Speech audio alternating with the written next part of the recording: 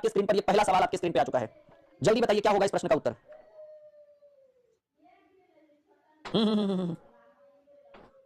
जल्दी, क्या है भाई? चैप्टर किधर गया? निकल जाओ निकल जाओ, ले रहा है भाई। हाँ चलिए, देखिए सिंपल बात है भाई, ये तो बच्चा जो अंधा भी रहेगा ना उसको थोड़ा थोड़ा भी दिखेगा, अच्छा ऊपर में 3 फल है, नीचे वाला वो सब्जी है। अब ऐसे भी कहेगा सर सेब अंगूर केला मतलब जमीन के ऊपर उगता है, आलू जमीन के नीचे उगता है, वो आधार भी हो गया तरीके से, आलू अलग हो गया, डिफरेंट हो गया। सोचने की बात है कि भाई 3 ठो जमीन के ऊपर सेब अंगूर केला, या फिर वो कहेगा सर 3 फल है वो सब्जी, वो अगर सेटिस्फाइड नहीं करा तो सीधे कहेगा 3 जमीन के ऊपर उगता है, वो जमीन के नीचे उगता है, आंसर हो जाएगा आलू। चलिए, कुत्ता, गाय, बकरी और भैंस, इसमें जल्दी बताइए। देखिए क्लासिफिकेशन है, वर्गीकरण समझ, मान लीजिए 10 को बीच में 10 को गोरा बच्चा के बीच में वो कलवा को बैठा दो, कलवा को तुम छठेंगे ना, चुट्टा काला वाला आ गया था, ठीक है। अब मान लीजिए सिंपल बात है, समझिएगा मेरी बात, अब 10 को भारतीयों के बीच में क्रिस गेल को बैठा दीजिए, वेस्ट इंडीज वाला को, नहीं तुरंत एकदम सबसे ज्यादा फोकस उसी के ऊपर जाएगा, या तो काला फोकस करेगा या तो गोरा फोकस करेगा, समझ रहे ना, जो अकेला रहेगा वो बड़ा फोकस करेगा। तो ऐसे में कुत्ता, गाय, बकरी, भैंस, जल्दी बताइए 2 नंबर सवाल क्या होगा इस प्रश्न का उत्तर। ठीक है, देखिएगा गाय, बकरी और भैंस जो है हम सीधा सीधा कहेंगे, तो वर्गीकरण का ये आसान आधार है कि ये सब सर पालतू जानवर है, ये सब जो है ना पालतू जानवर है। कुत्ता को भी पालते हैं लेकिन वो शौकीनिया पालतू है, समझ रहे, कैया काट लेगा भगवान ने जाने। आजकल देख रहे ना दिल्ली में इसके ऊपर पूरा एकदम हाईकोर्ट हो गया था, कुत्ता वाला पर बैन हो गया था, फिर पता नहीं कुछ बहुत सारा कुत्ता का रेस्क्यू किया गया। तो ये पालतू है, गाय बकरी भैंस जो है वो इंसान पालता है, समझ रहे, कुत्ता शौकीन हो गया, पालतू जानवर नहीं आएगा कुत्ता, समझ रहे ना। अब ऐसे भी डिफरेंट है, ये सब देख लीजिए, लाल मिर्च, जीरा, धनिया, पालक, बताइए तो ये सर क्या क्या पढ़ा रहे हैं हम लोग को, ठीक है बताइएगा जल्दी फटाफट एकदम उत्तर करिए, बोलो माय डियर। देखिए जी, लाल मिर्च, जीरा, धनिया, ये सब क्या है बाबू? ये सब मसाला है, ये सब क्या है? मसाला है। अब पालक क्या है भाई? सब्जी है, तो डिफरेंट है, वो डी नंबर आंसर होगा। वर्गीकरण है, यहाँ भी 10-12 सवाल है, हर चैप्टर में 10 को 12 को सवाल हम लेकर आए हैं प्रीवियस ईयर। हमको लग रहा है कि इतना अगर पढ़ा देंगे तो आपके अंदर का एकदम एनर्जी जो है वो पूरा बाहर आ जाएगा। तो पालक आपके प्रश्न का उत्तर हो गया, क्या हो जाएगा माय डियर? पालक करेक्ट आंसर हो गया, 100% राइट आंसर हो गया। पालक सब्जी है, बाकी उसका मसाला है। भिन्न शब्द का चयन करिए, टीवी, साइकिल, फ्रिज और वॉशिंग मशीन। देखिए टीवी के लिए भी इलेक्ट्रिकल मतलब लाइट मतलब बिजली की जरूरत है, फ्रिज के लिए भी बिजली की जरूरत है, वॉशिंग मशीन के लिए भी बिजली की जरूरत है, साइकिल के लिए बस खाली अपना पसीना बहाइए बस चलना शुरू हो जाएगा। 4 नंबर प्रश्न का भी उत्तर होगा। हाँ, वो तीनों इलेक्ट्रॉनिक उपकरण है, साइकिल है इलेक्ट्रॉनिक उपकरण नहीं है ना। अब अलग बात है कि आप इलेक्ट्रिक वाला साइकिल ले लीजिएगा तो बातें अलग है, वैसे तो हर कुछ संभव है। निम्नलिखित दिए गए विकल्पों में बस, कार, ट्रक और हवाई जहाज, देखिए बस, कार और ट्रक कहां चलता है? सड़क पर। हवाई जहाज ऊपर ऊपर, ठीक है। देखिए ये सब इंपॉर्टेंट है, समझ रहे हैं ना, हर चैप्टर को अच्छे से पढ़ना है। अगर आपको ये लग रहा है सही तो आसान है, यहां से तो सवाल बन जाएगा कि मान लीजिए यही से फंस जाइएगा, हल्का में ही वो फंस गए ना, रिजल्ट वहीं पर रुक गया। मानकर चलिए कि अगर 5 वो सवाल हल्का है, 5 में 5 हर विद्यार्थी बनाएगा, अगर बाई मिस्टेक एक भी खराब गया ना तो गड़बड़। अगर आप कठिन सवाल आपसे छूट रहा है तो ज्यादा दिक्कत की बात नहीं, लेकिन हल्का सवाल छूट जाए जो पूरे क्लास में बन जाए आपसे छूट जाए तो समझिए आप रेस में एकदम पीछे चले गए, एकदम पीछे चले गए। उम्मीद छोड़ दीजिए फिर आप रेस जीतने की। कह रहे हैं में से विषय जोतना, बुनना, काटना और पकना, बताइए क्या होगा करेक्ट आंसर? जल्दी फटाफट जल्दी बोलिए जरा। एक्सक्यूज मी, एक इनाम वाला सवाल जवाब है। बहुत स्टूडेंट का गलती हो रहा है ये वाला क्वेश्चन, बहुत स्टूडेंट का एकदम। समझिए बात क्या हो रहा है। जोतना कृषि से संबंधित है, काटना फसल को काटना भी कृषि से संबंधित है, और पकना फसल पकना भी कृषि से। बुनना मतलब समझ रहे हैं, वो बुनना मतलब फसल बुनने की बात नहीं हो रहा है, फसल बुनना को बुनना थोड़ी कहेंगे, फसल बुनना, ये बुनना मतलब जो हो गया ना, ये आपका हो गया मतलब एक तरह से सूती वस्त्र को बुनना, ठीक है ना, इसका संबंध है सूती वस्त्र से। मतलब ये काम जो होता है ना, ये आपका कृषि में नहीं आएगा, उद्योग में आएगा। जैसे हम बोलते हैं कपड़ा, धागा से कपड़ा बुनते हैं, सूती वस्त्र से कपड़ा बुनते हैं, वो वाला बुनना हो गया। तो बाकी जोतना, काटना और पकना ये सब कृषि से संबंधित कार्य है। और बुनना भी नहीं लगता कभी कभी सर फसल बुनने की बात कर रहे हैं, वो बात नहीं है। ये बुनना का मतलब हुआ कि उद्योग से संबंधित, जैसे रेशम का कपड़ा बुनना, कपड़े से मतलब धागे से कपड़ा बुनना, नहीं चरखा चलाना, वो बुनना वाला बात हो गया। तो ये थोड़ा सा कंफ्यूजन आप लोग को हो जाएगा, तो ऐसे में हमको लगता है कि आप लोग उत्तर दे दीजिएगा पकना, नहीं लेकिन आंसर ये होगा भी, ये डिफरेंट है चारों में, ठीक है कोई बात नहीं। ये छोटा छोटा क्वेश्चन के लिए आप यहाँ पर आए हैं, बाकी तो आप खुद ही बहुत तेज हो पढ़ने में। देखिए भिन्न शब्द को चुनिए, सीवी रमन, सुभाष चंद्र बोस, महात्मा गांधी, भगत सिंह। देखिए ये भी बढ़िया सवाल है, जल्दी से उत्तर करिए, कौन करेगा सबसे पहले उत्तर? जल्दी फटाफट बताइए। सीवी रमन, अच्छा क्यों क्यों सीवी रमन आंसर होगा? चलिए हम आपका बात मान लीजिए कि सीवी रमन आंसर होगा, लेकिन क्यों? रीजन देखिए भाई, सीवी रमन जो थे ना, ये एक तरीके के वैज्ञानिक थे। ये कौन थे? वैज्ञानिक थे। और ये तीनों जो थे, सुभाष चंद्र बोस, महात्मा गांधी और भगत सिंह, ये सब स्वतंत्रता संग्राम के सेनानी थे, ठीक है। या फिर इनको एक नाम हम ऐसे दे सकते हैं, कहां गया, हाँ सेनानी, ठीक है, स्वतंत्रता सेनानी थे ये सब क्या थे? स्वतंत्रता सेनानी लिख दीजिए, सबसे बढ़िया रहेगा, स्वतंत्रता सेनानी। ये लोग सेनानी थे जो भारत की आजादी के लिए लड़े। और ये सीवी रमन तो भाई एक वैज्ञानिक थे, इनका स्वतंत्रता संग्राम से कोई लेना देना नहीं था, ठीक है ना। ये अपनी खोज में लगे हुए थे, अपने धुन में लगे हुए थे। मजा आ रहा है आप लोग को? पक्का लॉक करें? चलिए अगले प्रश्न की बात करें। निम्नलिखित में कौन सा विषम राज्य? छत्तीसगढ़, उत्तराखंड, झारखंड और तेलंगाना, बताइएगा जरा कौन एक विषम डिफरेंट राज्य है, जल्दी बताइएगा।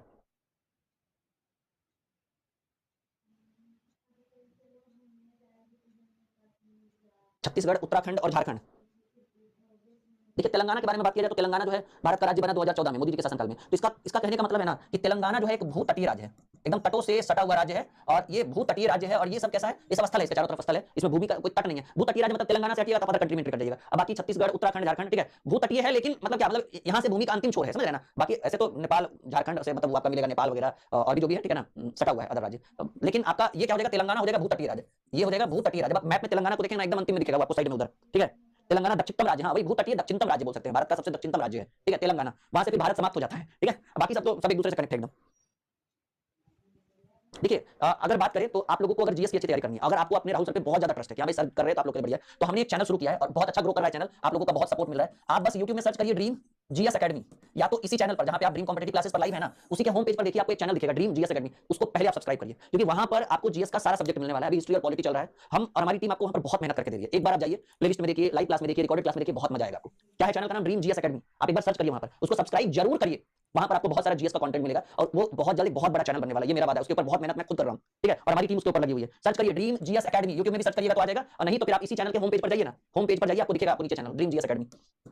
शब्द को चुनिए, कुरान, गीता, पंचशील और बाइबल। देखिए ये बाइबल ईसाइयों का नहीं, गीता हिंदुओं का, कुरान मुस्लिमों का, पंचशील हमको लग रहा है इसका कोई लेना देना नहीं है, ठीक है, धार्मिक ग्रंथ नहीं है। एक तरीके से हम कह सकते हैं कि पंचशील के अतिरिक्त सभी अन्य सभी जो है वो विभिन्न धर्मों के पवित्र ग्रंथ हैं। पंचशील छोड़कर कुरान, गीता और बाइबल ये विभिन्न धर्मों का, हिंदू, मुस्लिम और ईसाइयों का पवित्र ग्रंथ है। बाकी पंचशील वो अलग चीज हो गया, एक नॉर्मल ग्रंथ हो गया। भाई ड्रीम जीएस एकेडमी पर सब कुछ फ्री है भाई, हमारे एप्लीकेशन भी सब कुछ फ्री है। हमारे एप्लीकेशन पर आइए ना, 31 दिसंबर और 1 जनवरी को ये बैच, ये बुक जो है वो 1 रुपए का है, मात्र 1 रुपए का डाउनलोड करने का, और जेरॉक्स करवाते रहिए, अपने फोन में रखिए। 1 रुपए में ये नया वर्जन है, अभी बस अभी तो प्रिंट होकर भी नहीं आया, अभी तो इसका अभी तो आप देख रहे हो, ये तो अभी बैंडिंग दिख रही है आप लोग, अभी तो नया इसका पूरा बुक बना ही नहीं है प्रॉपर, ठीक है। चलिए विषम शब्द को चुनिए, कोहिमा, ईटानगर, शिलांग। देखिए नागालैंड की राजधानी है कोहिमा, अरुणाचल प्रदेश की राजधानी ईटानगर, मेघालय की राजधानी है शिलांग, मिजोरम की राजधानी, मिजोरम देखिए राज्य है, मिजोरम राज्य है, और ये तीनों क्या है भाई? ये तीनों राजधानी है, ये तीनों राजधानी है। और मिजोरम क्या है भाई? राज्य है। ये तीनों क्या है? राजधानी है। ये तीनों राजधानी, नागालैंड की राजधानी कोहिमा, अरुणाचल प्रदेश की राजधानी ईटानगर, मेघालय की राजधानी शिलांग, और मिजोरम जो राज्य है उसकी राजधानी आइजोल है। मिजोरम की राजधानी आइजोल है, मिजोरम की राजधानी आइजोल है। बढ़िया आगे चलिए, अगला प्रश्न जल्दी बनाइए, फटाफट फटाफट, एकदम रुकना नहीं है, एकदम मांझी माउंटेन मैन की तरह आगे बढ़ते रहिए आप लोग।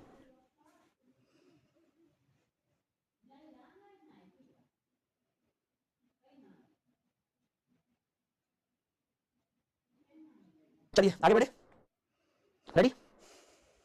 हाँ जी, चलिए अगले सवाल की बात करें। चार विकल्प दिए गए, एक को छोड़कर तीन समान है। सुनना, चढ़ना, तैरना, दौड़ना।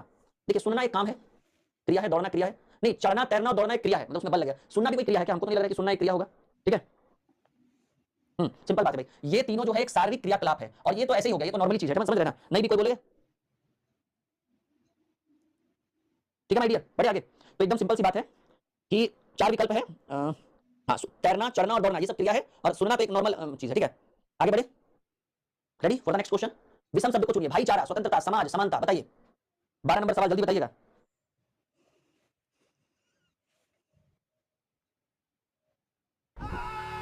Investing can be like a maze. बोलिएगा क्या होगा आंसर? देखिए भाईचारा, स्वतंत्रता और समानता, ये सब एक अच्छे समाज की कल्पना है। समाज तो समाज होता है, समाज में स्वतंत्रता होना चाहिए, भाईचारा होना चाहिए और समानता होना चाहिए। अगर आप एक सभ्य समाज की कल्पना कर रहे हो, अगर आप एक सभ्य समाज की कल्पना कर रहे हो, तो उसमें भाईचारा होना चाहिए, स्वतंत्रता होना चाहिए और समानता होना चाहिए, ठीक है। आगे बढ़े,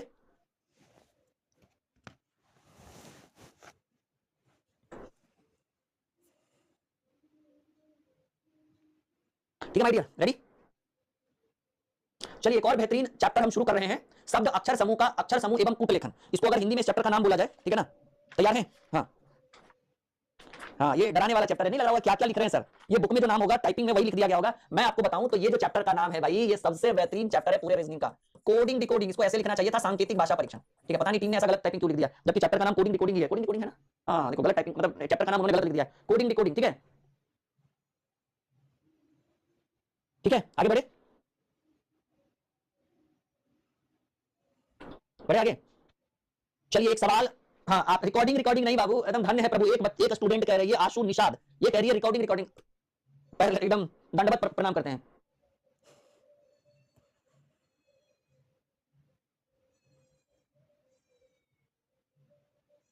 चलिए आगे बढ़े, रिकॉर्डिंग रिकॉर्डिंग नहीं, कोडिंग कोडिंग डिकोडिंग। पहला सवाल आपके स्क्रीन पर देखते हैं, सबसे पहले कौन बनाता है। हेडिंग बना लिए, कोडिंग डिकोडिंग सांकेतिक भाषा परीक्षण। अच्छा जान के टाइप करी है, अरे बाप रे बाप, धन्य है प्रभु।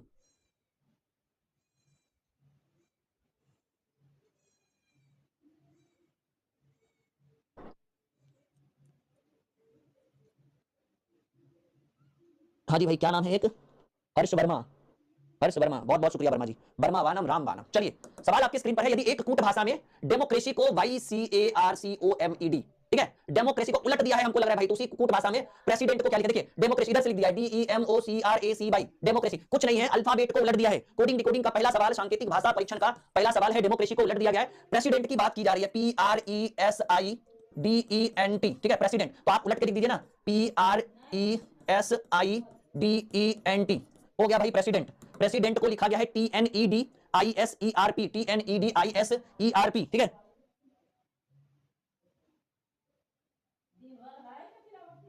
ठीक है माय डियर, ऑल ओके?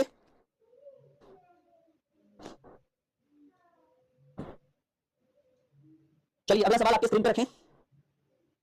हाँ, बेसिक कोडिंग डिकोडिंग का हल्का सा बेसिक कॉन्सेप्ट देख लो आप लोग, और क्या कर सकते हैं। नवंबर को भी उलट के लिखा है, देखिए NOVEMBER, अल्फाबेट को उलट दिया गया है। तो दिसंबर को भी देखिए DECEMBER लिखा गया है। तो आपसे अक्टूबर को पूछा गया OCTOBER, अक्टूबर को उलट दीजिए ना, बस उलट के लिख दीजिए अक्टूबर, OCTOBER, अक्टूबर, REBOTCO करेक्ट आंसर डी होगा। बेसिक के लिए तो फिर टाइम देना पड़ेगा आपको।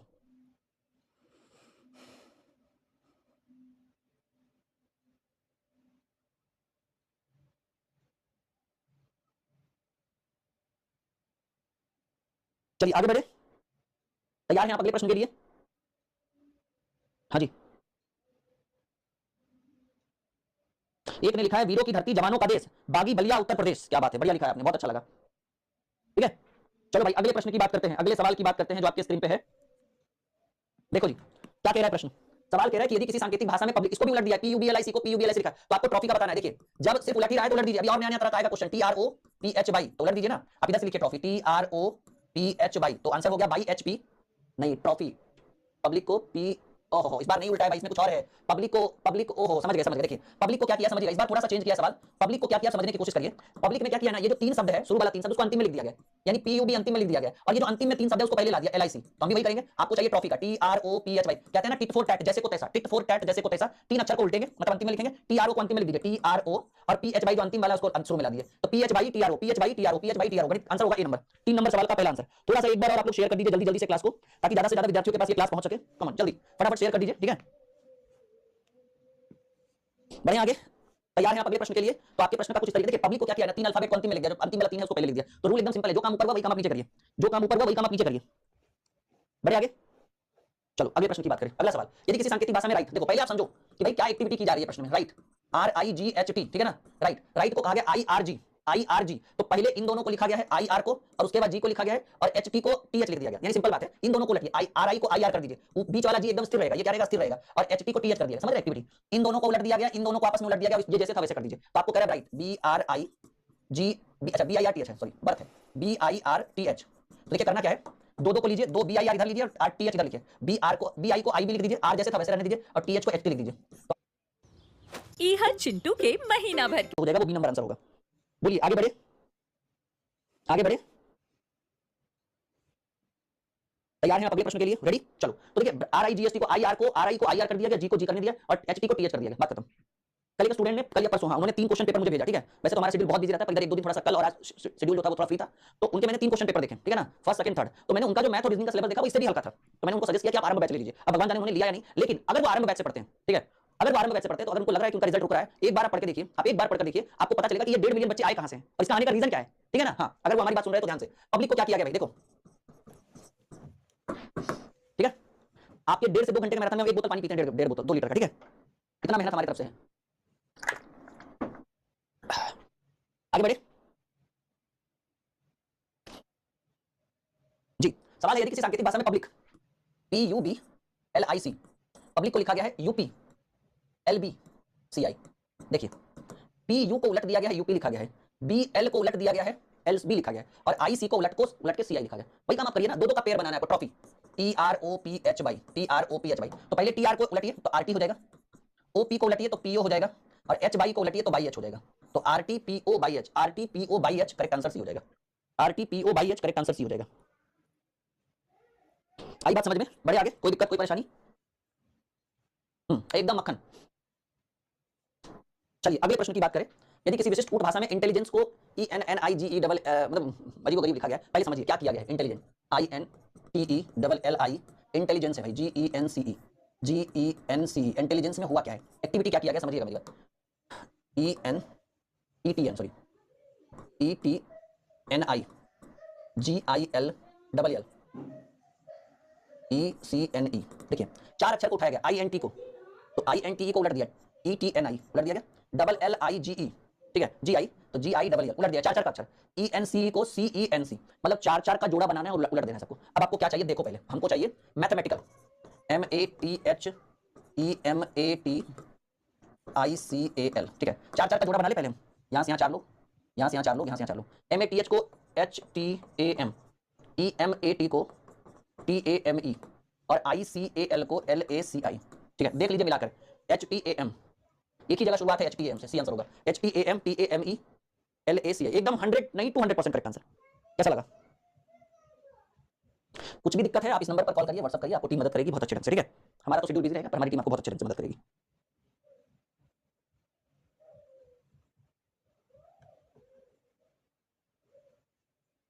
चलिए अगला प्रश्न स्क्रीन पर रखें। चलिए एक बार आप लोग उत्तर करिए फिर हम आगे बढ़ते हैं। ओके,